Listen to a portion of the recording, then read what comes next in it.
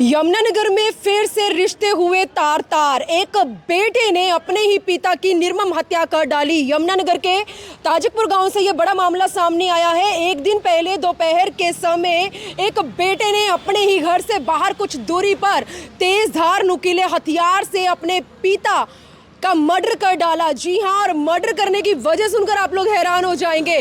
पता चल रहा है कि जो शीशपाल नाम का जो व्यक्ति है जिसकी हत्या हुई है, वो रोजाना अपने किसी दोस्त के साथ बैठकर शराब का सेवन करता था और शराब की पीने की वजह से हर दिन शीशपाल के घर पर झगड़ा होता था। और बीते एक दिन पहले दोपहर के समय शीशपाल जब अपने किसी दोस्त को उसके घर पर छोड़ने के लिए अपने घर पर मोटरसाइकिल लेने के लिए गया, तो उस वजह से भी घर पर कलेश हुआ, कहासुनी हुई और कहासुनी इस कदर झगड़े में बदल गई कि एक बेटे ने अपने ही पिता की नुकीले हथियार के साथ हत्या कर डाली। जी हां, यमुनानगर शहर में एक बार फिर से दिल दहला देने वाला ये मामला सामने आ चुका है।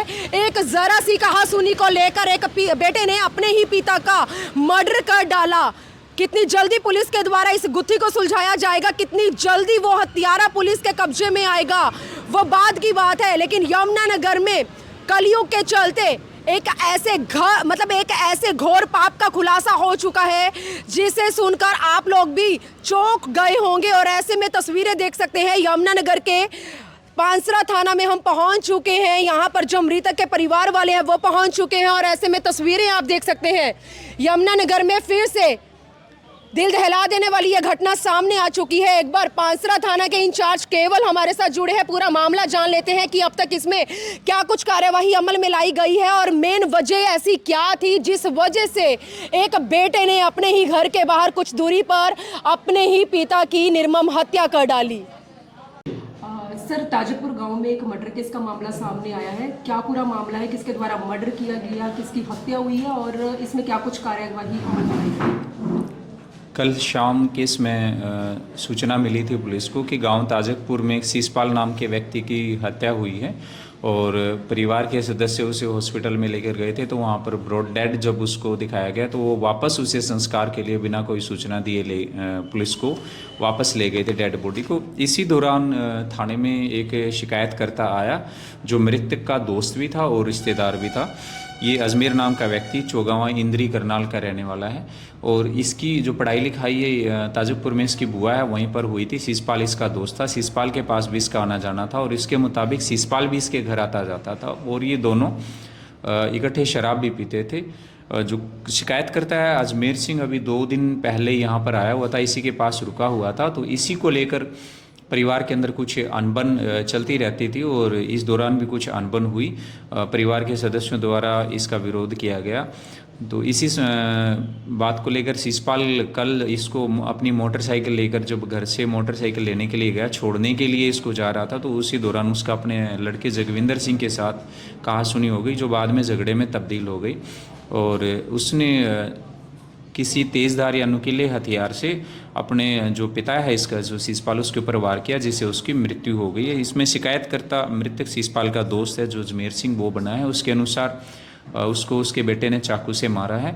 अभी पोस्टमार्टम इसका करवाया जा रहा है, तो पोस्टमार्टम रिपोर्ट के आधार पर और जो आरोपी है उसको काबू करके पूछताछ की जाएगी। जैसी जो आगे कार्रवाई होगी वो कार्रवाई अमल में लाई जाएगी। तो क्या लगता है सर, तफ्तीश में अभी तक क्या कुछ सामने आया? क्या कहासुनी की वजह से ही एक बेटे ने अपने पिता का मर्डर कर डाला? अभी तक के परिवार के किसी भी सदस्य ने इस पर कोई टिक्का टिप्पणी नहीं की है और गांव वाले भी खामोश हैं। लेकिन जो हमारा जब अब तक अनुसंधान हुआ है अपने तौर पर और शिकायतकर्ता से पूछताछ हुई है तो उसमें वजह यही सामने आई है कि भी शराब को लेकर और इसको आने के लेकर ही इनकी कहासुनी हुई थी और जो झगड़े में तब्दील हुई जिस कारण से इसकी हत्या हुई है। सर, परिवार में और टोटल कितने सदस्य हैं?